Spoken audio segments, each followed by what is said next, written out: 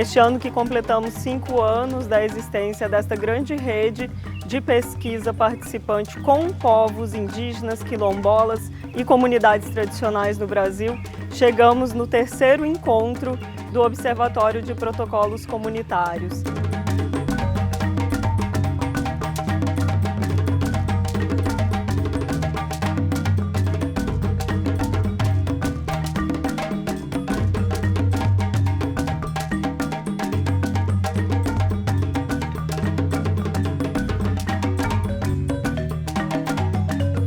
Esse encontro, especialmente o 3º encontro, é um coroamento. Ou seja, é o maior encontro que nós fizemos e ele tem esse sentido de coroamento. Por quê? Porque quando iniciou o observatório, havia pouquíssimos protocolos, havia pouca teoria sobre o protocolo, e eu acho que o observatório o que fez foi justamente despertar essa consciência a respeito dos protocolos de consulta e, fundamentalmente, o entendimento os povos passaram a entender claramente o que são os protocolos, não por responsabilidade do observatório. O observatório apenas observou esse fenômeno, que foi o fenômeno dessa consciência de praticamente todos os povos. Então hoje nós vimos aqui muitos povos que não têm protocolos, dizendo, puxa, nós precisamos ter. O meu processo com o observatório, ele é desde o início, desde 2018. Então, eu sou conselheira estadual do observatório, vim apresentar o meu protocolo em 2018 e trazer a experiência dessa construção e colocar também os desafios e novas perspectivas a partir disso, né? A partir dessa construção. E foi um encontro que já tinha outros povos indígenas também com seus protocolos. Foi uma troca muito significativa naquele momento.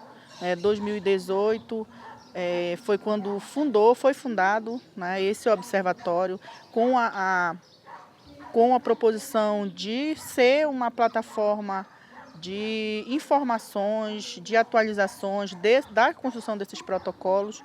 Então, eu posso dizer que eu estou desde o início nesse processo, né? É uma experiência muito importante, é uma troca muito rica, porque a gente vê realidades tão parecidas, mas também, né, em lugares diferentes, em estados diferentes, mas parecidas com as nossas. Nossa aldeia, ela segue na sua autonomia de lideranças e povos sem cacicado. Temos hoje um protocolo pronto, porém não publicado, né? A duração para deixar ele prontinho, né, construído, foram 18 meses, não foi fácil. O nosso território, a Nacé, ele é muito extenso e por ser extenso, tem uma dificuldade da gente se locomover e aí a gente tenta achar um local estratégico aonde dê para todas as aldeias, né, se encontrarem. E para fazer esse protocolo, não foi um protocolo feito de qualquer jeito. A gente atende e respeita muito a nossa encantaria, a espiritualidade. Então todo encontro que a gente fazia nunca acontecia como estava programado, né? Então a Luciana Nóbrega, ela chegava e dizia, a gente vai começar às 8 da manhã, para terminarmos 2 da tarde naquele sábado. E aí a gente começava 10, 11 horas da manhã. Ah, mas é porque atrasava? Não, todos estavam no horário 8 horas. Mas a encantaria, ela é muito forte, né? Então, sempre que a gente se reúne nos nossos locais sagrados, seja debaixo da mangueira, debaixo do cajueiro, na oca, então tem seu momento espiritual. E aí não acontece de qualquer jeito.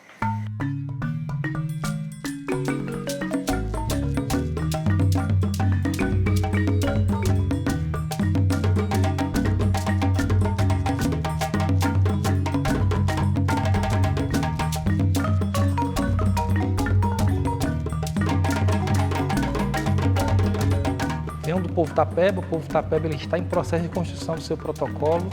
Nós já realizamos oficinas para discutir os conceitos de consulta, o formato, o modelo que a gente espera E estamos no momento de pactuação junto com as comunidades. A nossa intenção é que nesse próximo semestre do ano de 2024 a gente consiga finalizar a elaboração desse documento, que será validado por uma Assembleia Geral, é o que ficou acertado dentro do território Tapeba. O território Tapeba é uma das terras indígenas do Brasil mais impactadas por empreendimentos, então se faz necessário, na realidade, que esse protocolo ele seja pactuado o mais rápido possível, inclusive nessa relação com o Estado brasileiro, para que a gente tenha condições do Estado entender como é que funciona a dinâmica de organização e de respeitar esse modelo, esse formato de consulta junto às comunidades indígenas do povo Tapeba.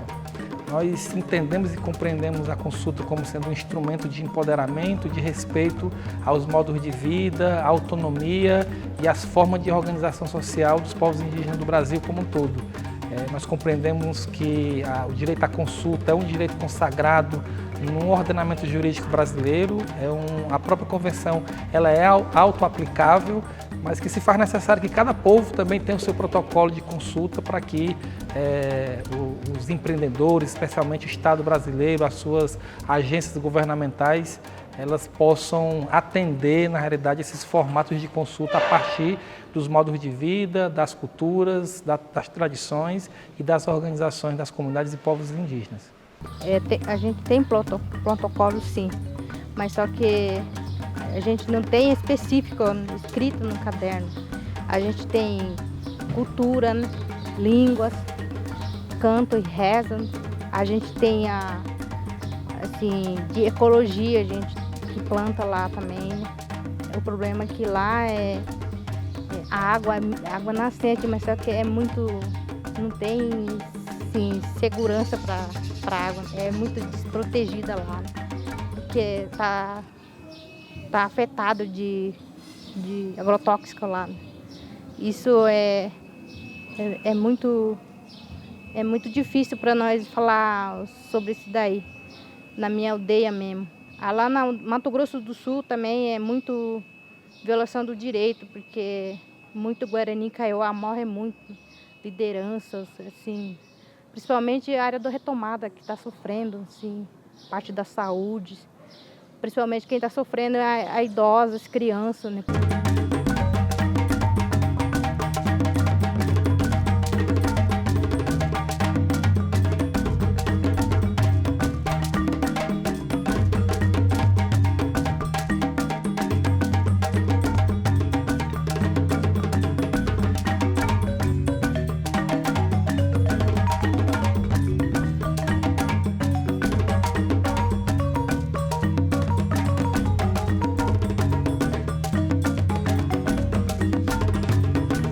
Essa edição nós fizemos já pós-pandemia e um evento maior, onde participaram cerca de 150 pessoas ou mais passando pelo encontro, mas que estão aqui nesta imersão há 4 dias conosco, representantes de povos e comunidades tradicionais de todo o território nacional.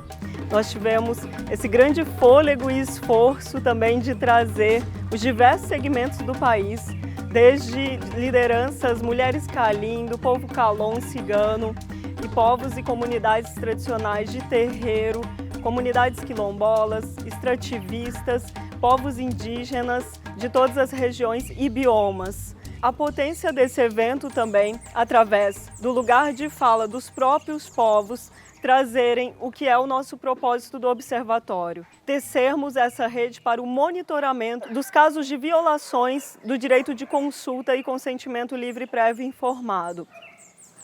Nós, ano passado, já havíamos feito o levantamento de 80 casos de violações, quando foi enviado um relatório para a revisão periódica universal da ONU, e também as nossas incidências internacionais na Comissão Interamericana de Direitos Humanos. Esse evento, o grande encontro também para dar um retorno para os povos, desde as bases e os territórios, do que estamos vindo tecendo e construindo ao longo desses anos, e para termos e oportunizarmos essa rede de troca entre as próprias lideranças das experiências dos protocolos autônomos de consulta e consentimento livre, prévio e informado. Os protocolos de consulta, eles não são nada mais, nada menos do que a formalização da ideia da sociedade que existe ali.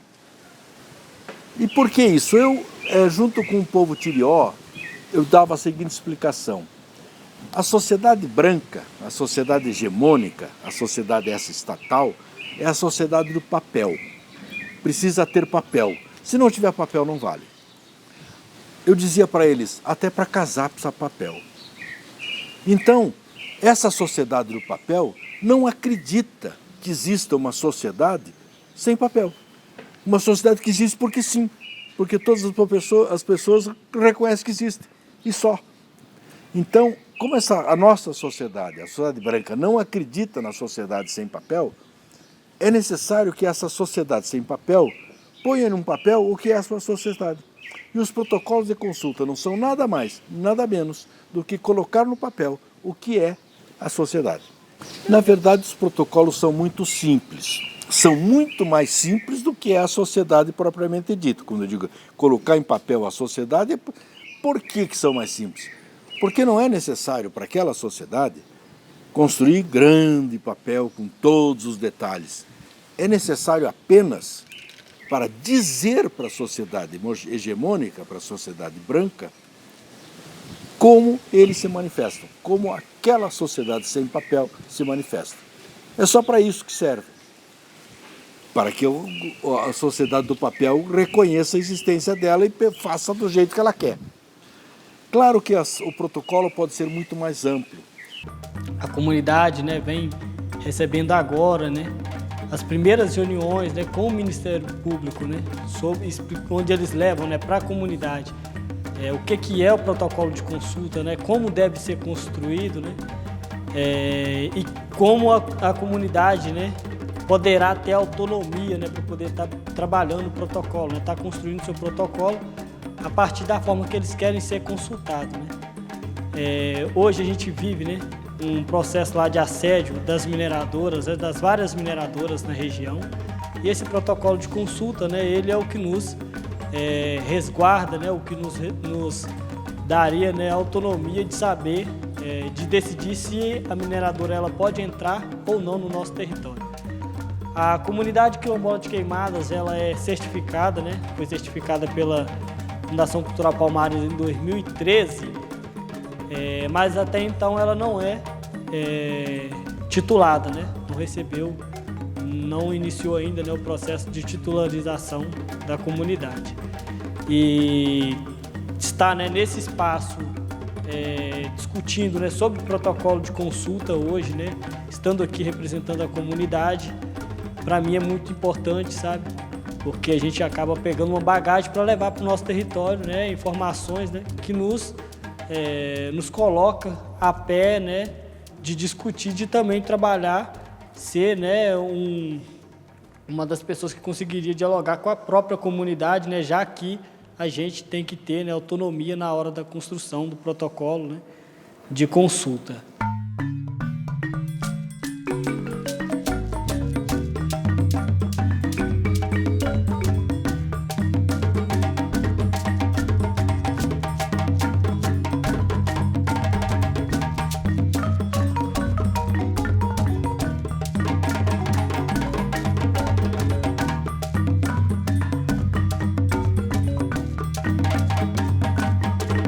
E é a primeira vez que estou aqui no evento, no Observatório. Desde o ano passado, nós começamos a caminhar timidamente junto com o Observatório. E este é o segundo ano e o ano que tem mais representantes, pessoas ciganas aqui, fazendo parte deste momento. Bem, nós, povos ciganos do Brasil, somos múltiplos, diversos entre nós. São pelo menos 3 grandes grupos étnicos. O meu, que é a etnia Calon, os Rons, os Sinti e outros subgrupos tantos, que em comum nós temos as perseguições, as violações de direito. Então aqui nós estamos aprendendo a criar mais uma ferramenta, mais um mecanismo de defesa do nosso povo. Entre nós ciganos temos uma única comunidade que tem o seu próprio protocolo, que é uma comunidade de Minas Gerais, construído através de muita luta, muito enfrentamento, da necessidade mesmo de proteção à vida, e é um documento também que está sendo, um protocolo que está sendo também repensado, readequado, a partir desses aprendizados que nós estamos tendo com o Observatório, caminhando com o Observatório. Neste segundo ano, então, já somos um grupo de 3 pessoas ciganas junto, aprendendo, compartilhando, e estamos tendo a oportunidade ímpar, singular, de conhecer tantas histórias, tantas vidas, tantas pessoas que dentro das suas comunidades criaram seus protocolos sem uma fórmula específica, mas condizente com as necessidades. E como nós somos muito múltiplos, temos muitas diferenças entre nós, especificidades como, por exemplo, a itinerância. Eu, por exemplo, e a minha família, meu grupo, minha comunidade, que é itinerante, circense. Então, este protocolo que nós estamos aqui pensando, elaborando, ele vem como mais uma ferramenta, como mais uma estratégia para que a nossa arte, a nossa cultura, ela possa ter prosseguimento e para que nós consigamos defender as artes circenses entre nós. Já houve um avanço muito grande em relação ao Instituto Jurídico da Consulta Prévia e aos protocolos de consulta no Brasil. Mas nosso grande desafio é fazer com que isso seja reconhecido pelo Judiciário brasileiro e que nós tenhamos também mais protocolos de consultas em nossas comunidades tradicionais, sejam elas quilombolas, sejam elas comunidades indígenas, sejam ribeirinhas, apanhadores de açaí, apanhadores de coco-babaçu, quebradeiras de coco-babaçu, enfim, esse mosaico de comunidades tradicionais no Brasil precisam ter o seu protocolo porque é um instrumento que garante a participação deles nos processos decisórios que vão lhes afetar. Então, talvez este seja hoje o grande desafio. Nós vamos precisar fazer com que a justiça compreenda e reconheça esses protocolos, e esse caminho já foi dado. E, por outro lado, que esses protocolos sejam construídos pelas comunidades tradicionais. Esse debate sobre os protocolos de consulta e os protocolos autônomos, ele tem uma longa caminhada junto às comunidades tradicionais pantaneiras. Os pescadores de Cáceres, no Mato Grosso, construíram o seu protocolo, um protocolo de consulta, e que é um instrumento muito importante na luta e na defesa dos direitos ambientais e territoriais. Então, hoje, inclusive, o protocolo está sendo utilizado na defesa do direito das comunidades de pescarem, porque o governo do estado de Mato Grosso sancionou uma lei que proíbe a pesca durante 5 anos no estado. Isso tem um impacto direto na vida das comunidades. Então, esse protocolo de consulta é um desses instrumentos na defesa do direito das comunidades continuarem a existir enquanto comunidade tradicional pantaneira. O que nós construímos e elaboramos também o nosso protocolo em 2014, o primeiro povos indígenas que elaborou o protocolo de consulta no Brasil. Então, em 2017, a gente aplicou esse protocolo de um ordenamento territorial, porque a terra indígena faz limite com a Floresta Estadual do Amapá e limite com assentamento, né? Então, INCRA vem fazendo ampliação de limite de assentamentos sem nos consultar. Então, através do Ministério Público Federal, nós conseguimos que eles nos consultam antes de eles ampliar o limite de assentamento entre Floresta Estadual do Amapá e limite da terra indígena Wayampi. Então, nesse momento, o processo de consulta está em processo, porque é muito complexo o assunto. Então, toda vez a gente faz as reuniões grandes, já tem terceira etapa, a gente já fez reunião para discussão. Primeiro a gente ouve a proposta do INCRA, depois a gente temos que discutir entre a gente e levar depois contraproposta para o governo. Sou liderança, sou mãe, sou vó, né? E tenho uma militância dentro do meu território com as mulheres. Também temos um grupo de mulheres que chama-se a AMA, né? E aí eu tenho todo um trabalho com mulher dentro do território, né? E divido os impactos dentro dos nossos territórios de empreendimentos, de porceiros, né? Então surgiu a oportunidade de fazer o protocolo, né? Junto com a Luciana Nóbrega, que veio de tanta gente ter retirada de direitos, vir sofrendo bastante dentro do território. Ela disse que a gente poderia estar fazendo um protocolo, né? E aí a gente estivemos aqui em Brasília, no primeiro observatório, no segundo observatório, que nós participamos do primeiro, né? E aí a gente viemos mais para escutar, para ver como era que eram os protocolos dentro dos territórios, né? E, no entanto, a gente estava na construção do nosso. Retornamos ao território e começamos a trabalhar no nosso próprio protocolo. Teve alguns momentos que a gente tivemos que parar por conta da própria espiritualidade, por conta até de algumas coisas de impacto que teve dentro do território. Então a gente tivemos que parar para poder reiniciar de novo. Então, com 1 ano e 1 mês, nós terminamos o protocolo, né? E aí a gente já saiu colocando no Ministério Público, né? E alguns órgãos do governo que, dentro do Ceará, ele vem afetando o nosso povo na Serra, que fica na localidade no município de Caucaia, né, em Fortaleza.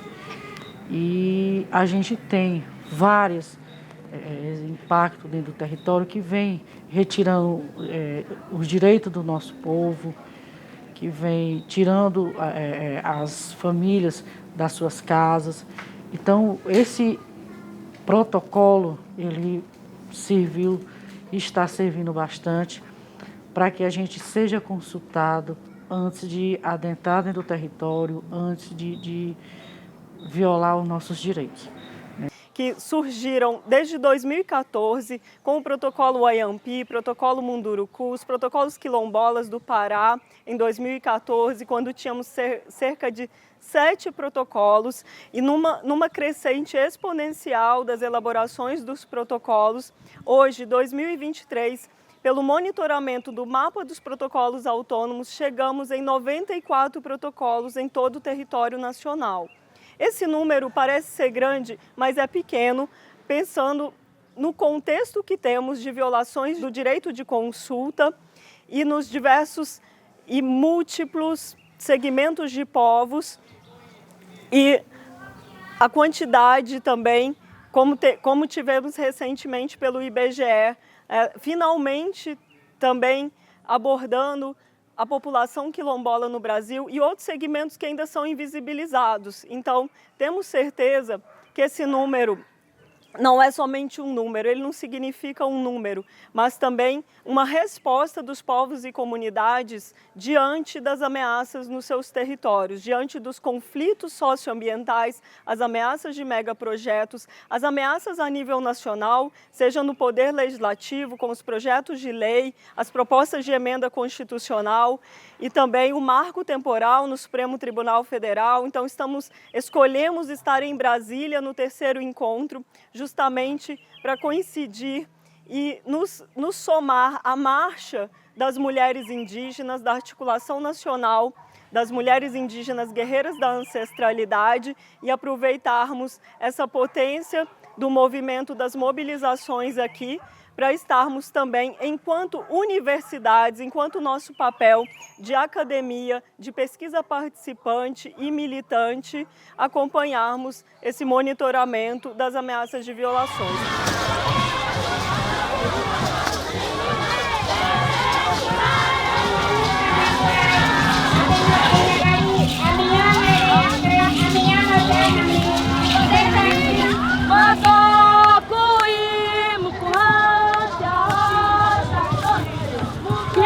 Mulheres, que hoje o chamado é também para para a gente se organizar para as próximas eleições e eleger mais mulheres indígenas parlamentares. Nós já vimos que faz muita diferença.